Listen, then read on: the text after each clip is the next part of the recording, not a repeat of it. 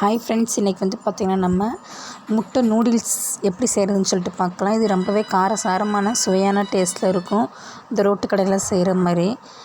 வாங்க எப்படி செய்கிறதுன்னு பார்க்கலாம். ஃபஸ்ட்டு வந்து பார்த்திங்கன்னா நான் வந்து நூடுல்ஸை வந்து கொஞ்சம் உப்பு போட்டு 2 ஸ்பூன் எண்ணெய் விட்டு நல்லா வேக வச்சு எடுத்து வச்சுருக்கிறேன். அது வந்து ஃபஸ்ட்டு வந்து சுடுதண்ணியை கீழே வடிச்சிட்டு அப்புறம் பச்சை தண்ணி ஊற்றி பச்சை தண்ணியிலேருந்து எடுத்து வச்சுருங்க. அப்போ தான் வந்து உதிரி உதிரியாக இருக்கும், இல்லாட்டினா கெட்டி கெட்டி ஆகிக்கிறோம்.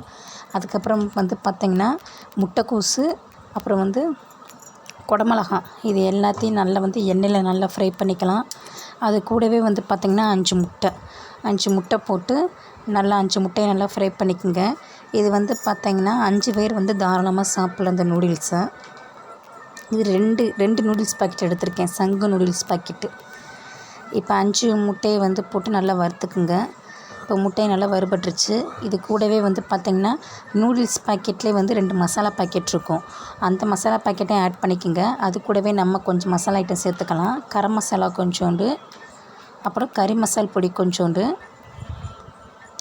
ஒரு அரை டீஸ்பூன், அப்புறம் சிக்கன் மசாலா ஒரு அரை டீஸ்பூன், மிளகாய்த்தூள் மட்டும் பார்த்திங்கன்னா ஒரு டீஸ்பூன் சேர்த்துக்குங்க. காரம் நல்லா சாப்பிட்றவங்க இன்னும் கொஞ்சம் கூட சேர்த்துக்கலாம். அப்புறம் கொஞ்சம் 1/4 டீஸ்பூன் மட்டும் மஞ்சள் தூள்.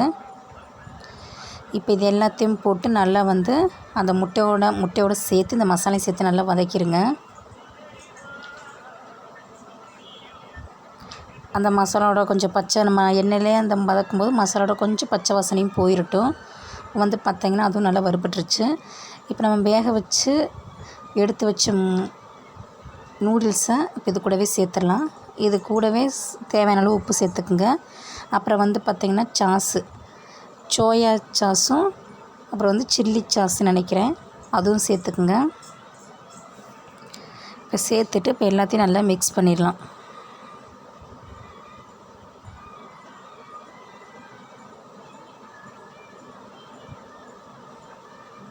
இது எல்லாத்தையும் நல்லா மிக்ஸ் பண்ணிடுங்க. இது எல்லாத்தையும் நல்லா மிக்ஸ் பண்ணிட்டிங்கன்னா இது கூட நம்ம வந்து சிக்கன் இருந்துச்சுன்னா சிக்கனை சில்லியை பிச்சு போட்டு அதையும் சேர்த்துட்டோம்னா சிக்கன் நூடுல்ஸ் ஆயிரும்.